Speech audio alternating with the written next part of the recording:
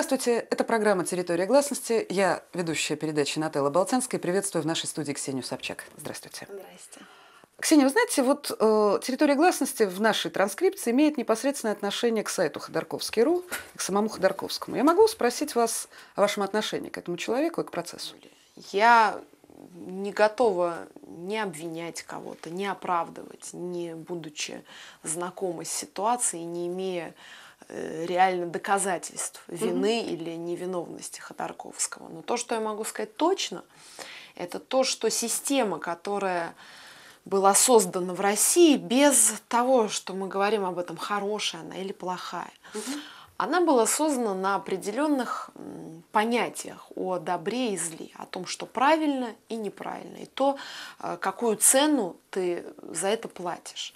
И не будет преувеличением сказать, что все люди, которые тогда становились олигархами, знали об этой системе.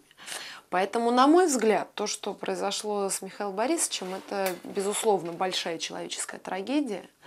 И, безусловно, высокая цена, но мне кажется, что удивительно, что он не понимал, что эту цену ему придется заплатить за те действия, которые он начал делать. Дело в том, что всю эту систему и конкретно процесс Ходорковского-Лебедева очень часто связывают с конкретным именем Владимира Путина.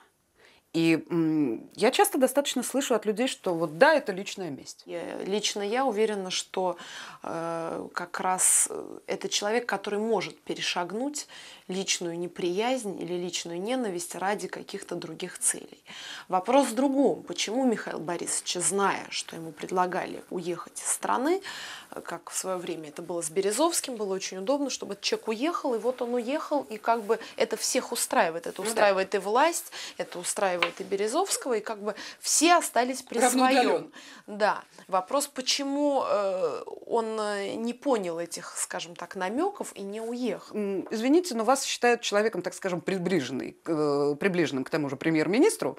Можно ли вас принимать тот факт, что вас заинтересовал Ходорковский, что вы хотите взять интервью, что вы пришли сюда, наконец, как некий знак того, что ветер переменился и Мэри Поппинс, может быть, вернется? Я никогда не буду высказываться против нашего премьер-министра. Я никогда не буду публично осуждать какие-либо его решения, и поэтому никогда не пойду на процесс Ходорковского. Именно по этой причине. Потому что то, что этот человек невероятно порядочно и принципиально поступил по отношению к моей семье в тот момент, когда моему отцу никто не помогал, и в тот момент, когда его предали все, и вот личный вклад Владимира Путина в жизнь моей семьи, жизнь моего отца для меня важнее, чем вся российская политика вместе взятая. Может быть, это цинично звучит, но это правда так. А тогда давайте попробуем, как сказать, экстраполировать ситуацию. Ведь, наверное, в какой-то степени можно сопоставить. Ситуация, когда вчерашние соратники, друзья, партнеры отвернулись. Ведь это нормальная ситуация, когда вчерашнего человека общество, вчерашнего человека успеха сегодня в упор не видит. Скажите, пожалуйста, на тот момент, вот если вернуться, например, к вашему отцу, для него это было удивительно или нормально? Удивительно, что никто не сказал. Нет, что нашелся кто-то, кто ему помог. Удивительно, конечно. Удивительно. Он не ожидал, он, более того, как-то руки уже опустились, потому что то, что происходило, действительно, ты не веришь, тебе кажется, что это происходит только в фильмах, а люди всегда хотят сохранить хотя бы видимость некой порядочности. С вашей точки зрения, все это связано с тем самым обескорненным обществом, о котором вы говорили в интервью? Все это связано с нормальной человеческой историей, что да, мы вчера с вами дружили, но вы же понимаете, да, Знаете, как в той песне Наутилиуса: если ты пьешь с ворами, опасайся за свой кошелек. Если уж ты стал олигархом в России, то ты должен играть по этим правилам. И то, что Михаил Ходорковский по каким-то причинам не стал по ним играть, то есть он сам виноват в том, что дальше эта система стала работать против него. И в этом смысле, может быть, она поступила жестоко, бесчеловечно, беззаконно, и там можно массу приводить разных эпитетов, каждый сам для себя выберет правильный, но то, что очевидно, что если ты вошел в эту систему, и там точно в этой системе так все завязано, как, знаете, как в бандитском мире, что все, знаете, все повязаны одной кровью, то ты не можешь вырваться из этой системы. Либо ты как бы не садись за этот стол, либо, если ты сел, играй по правилам. Я вот в этом абсолютно убеждена. С другой стороны, то, что люди совершенно далекие от Ходорковского, совершенно далекие от политики, вдруг подписывают это жуткое письмо. Вы помните, когда это только все еще начиналось, было письмо творческих людей. Да. Вот это меня удивляет. Почему эти люди подписывают это письмо? Их же за это не уволят, их никуда не выгонят. Они же... То есть вот это и есть это отвратительнейшая самоцензура. На всякий случай подписаться, чтобы вот никто плохо, власть, чтобы там в лице Суркова или еще кого-то плохо о нас не подумал. И вот это отвратительно. Я просто знаю нескольких людей из этого списка, с которыми я разговаривала. Я не буду сейчас называть их фамилию. Я говорю, зачем ты это сделал? И ты для чего? Он говорит, ну нам позвонили из Кремля, сказали, подпишите, мы ведь подумали, а если мы не подпишем, вдруг какие-то меры примут. То есть, а у нас все-таки, давайте быть адекватными, у нас все-таки, да, не 30 какой-то год, у нас не репрессии, у нас не Сталин, уже можно, то есть можно сказать нет, и ничего не будет. И я верю в то, что ничего не будет. А бороться можно с этим, как вы считаете? Нет, это вот, знаете, это люди, они такие. Булгаков говорил, что их квартирный вопрос испортил, а я скажу, что сейчас их испортила вот эта существующая система власти. Как вы считаете, чем закончится процесс? Могу ваши прогнозы спросить? Вы наверняка ведь интернет смотрите. Ну, вы знаете, мне кажется, что Михаил Борисович в ближайшее время будет оставаться в местах не столь отдаленных.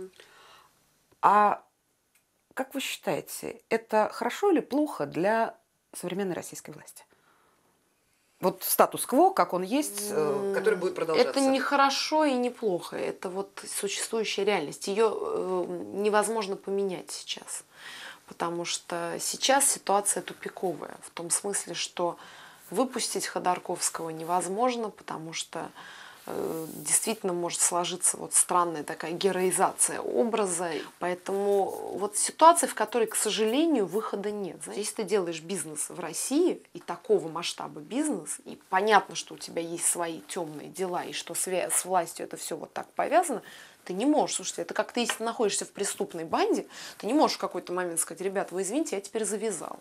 Теперь вы идите бабушек у вокзала ножами чикаете без меня. Нет, если ты уже там, все. Страшные вещи говорите. То есть из сказанного всего сейчас с вами, знаете, что вытекает неотвратимо и чудовищно? Что вся наша замечательная судебная система, что суд, который должен учитывать там состязательность сторон, ну, все это понятно, да, что это все чушь на постном масле. Я не открою сейчас правду, если скажу, что в России, наверное, сильнее всего работает понятийная система отношений. Плохо это, хорошо, это другой вопрос. Я констатирую некую реальность, вот, которую я так ощущаю.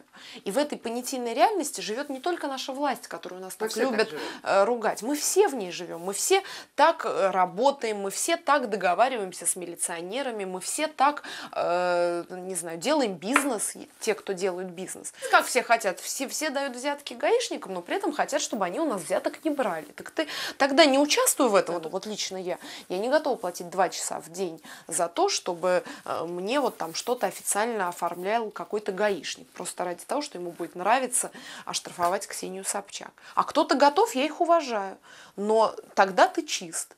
Если ты готов жить по этим правилам, платить налоги по правилам, не заказывать, не делать заказных убийств, не шантажировать, не делать какие-то противозаконные действия, которые уже как бы в нашей стране не считаются противозаконными.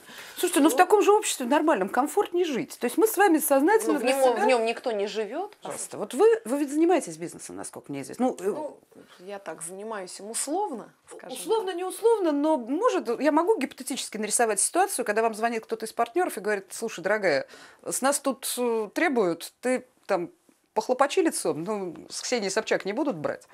Поиграйте в эту игру? Вы знаете, у меня просто бизнес, который не связан никаким образом с вот такой системой отношений, с рэкетом. Но, безусловно, какие-то отношения для того, чтобы что-то получить, тебе нужно там встречаться с чиновниками, какие-то отношения выстраивать, откаты, там, то есть, ну, как бы это огромная коррумпированная машина, она работает. Знаете, для меня, пожалуй, самая страшная история, связанная с процессом Ходорковского-Лебедева, связана с тем, что любой человек на сегодняшний день в той или иной конструкции может оказаться в подобном положении. Не любой.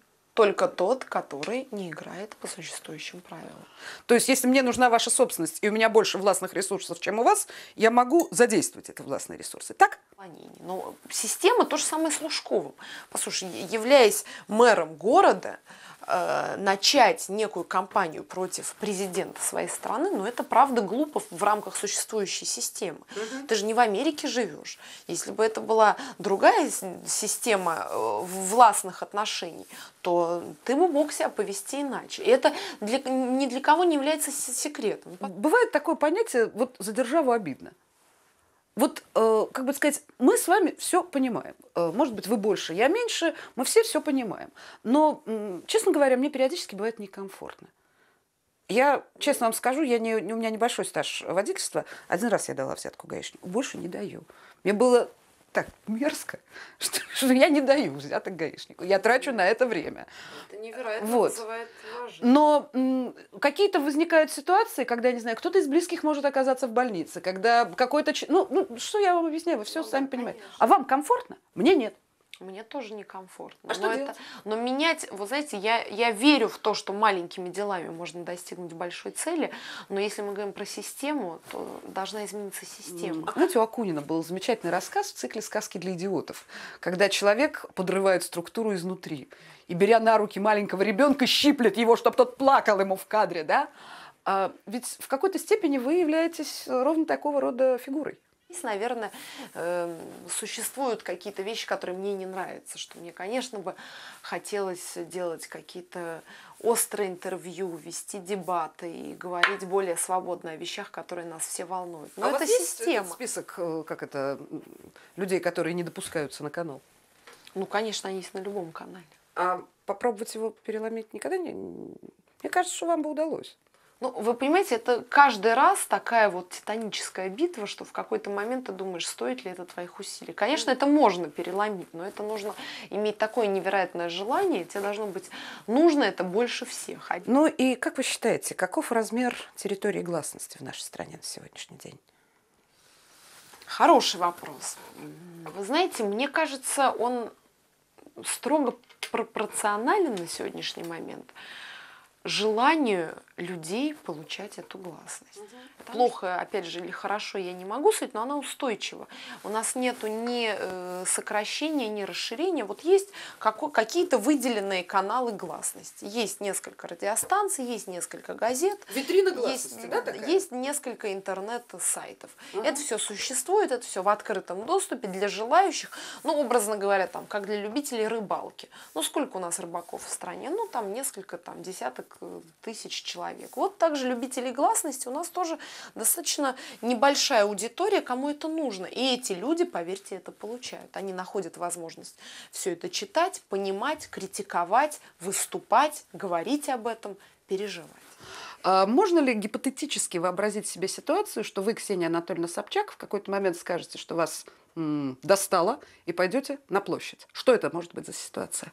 Нет, такой ситуации, я еще раз говорю, не может быть, потому что я человек очень принципиальный в том, что касается вот семейных каких-то ценностей. И совершенно неважно, вот правда, что я думаю внутри. Нет, все, что я думаю, вот то есть для меня самой все мои какие-то сомнения, споры и так далее, они как бы вот, я сама себе говорю, что они там и должны умереть, потому что есть вещи более важные. Я должна вам сказать, что у меня сложилось такое впечатление, что вы, может быть, из всяких соображений говорили, не врали.